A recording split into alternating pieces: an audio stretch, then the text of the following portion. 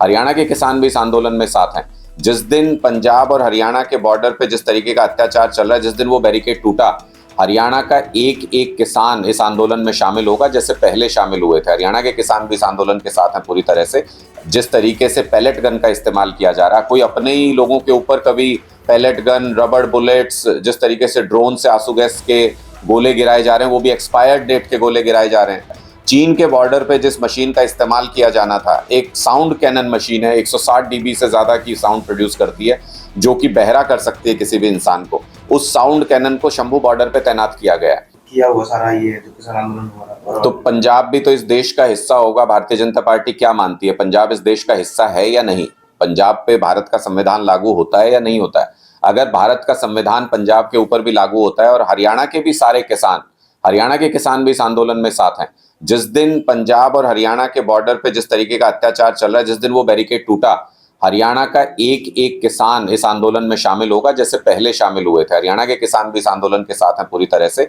हमारा सवाल सिर्फ इतना है कि भारतीय जनता पार्टी के नेताओं को, भारतीय जनता पार्टी की सरकार को यह अधिकार किसने दिया कि अगर कोई लोकतांत्रिक तरीके से, शांतिपूर्ण तरीके से अपना प्रदर्शन करने आना चाहता है, आंदोलन करने आना चाहता है, तो उनको रोकने का क्या अधिकार भारतीय जनता पार्टी के पास है? संविधान तो उनको ये अधिकार नहीं देता। उनका तानाशाह हुक्मरान उनको अगर ये अधिकार देता है और उनको ये आदेश देता है, तो वो इसका मतलब तानाशाही की तरफ इस देश को ले जाना चाहते हैं। क्योंकि संविधान तो 19(1)(b) हमें इजाजत देता है, आर्टिकल, कि हम शांतिपूर्ण तरीके से किसी भी मुद्दे को लेकर आंदोलन और धरना प्रदर्शन कर सकते हैं, और 19(1)(d) ये अधिकार देता है कि हम देश में कहीं भी आ जा सकते हैं स्वतंत्रता के साथ। ये दोनों मौलिक अधिकार भारतीय जनता पार्टी की सरकार छीन रही है।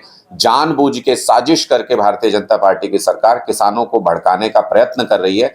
जिस तरीके से पैलेट गन का इस्तेमाल किया जा रहा है, कोई अपने ही लोगों के ऊपर कभी पैलेट गन, रबड़ बुलेट्स, जिस तरीके से ड्रोन से आंसू गैस के गोले गिराए जा रहे हैं, वो भी एक्सपायर्ड डेट के गोले गिराए जा रहे हैं। कल को आप रिकॉर्ड मांगेंगे तो वो कहेंगे देखो रिकॉर्ड में तो 50 गोले गिराए गए, जबकि हजारों की संख्या में आंसू गैस के गोले चलाए गए हैं बॉर्डर के ऊपर। तो ये निश्चित तौर पे अपने ही लोगों को, अपने ही किसानों को दुश्मन समझ के भारतीय जनता पार्टी के नेता काम कर रहे हैं। ये लोकतंत्र में सही नहीं है। आज 6 दिन हो गए किसान आंदोलन को लेकर, वार्ता भी होनी है, कितना मानते हैं कि सफल हो जाएगी? क्योंकि बीजेपी तो कह रही है कि हम तो तैयार हैं बातचीत करने के लिए। देखिए, भारतीय जनता पार्टी की नीयत सही नहीं है। हम बार बार ये कहते हैं कि अगर भारतीय जनता पार्टी बातचीत सीरियसली कर रही है, गंभीरता से बातचीत कर रही है भारतीय जनता पार्टी की सरकार, और उनको उम्मीद है कि भारतीय जनता पार्टी की सरकार बातचीत में किसानों के साथ कोई समझौते पे पहुंच सकती है, तो फिर ये सीमेंटेड बैरिकेड क्यों लगाए गए हैं? एक तरफ बातचीत और एक तरफ आंसू गैस के गोले, ये कैसे हो सकता है? एक तरफ बातचीत और एक तरफ पैलेट गन फायर करें, ये कैसे हो सकता है?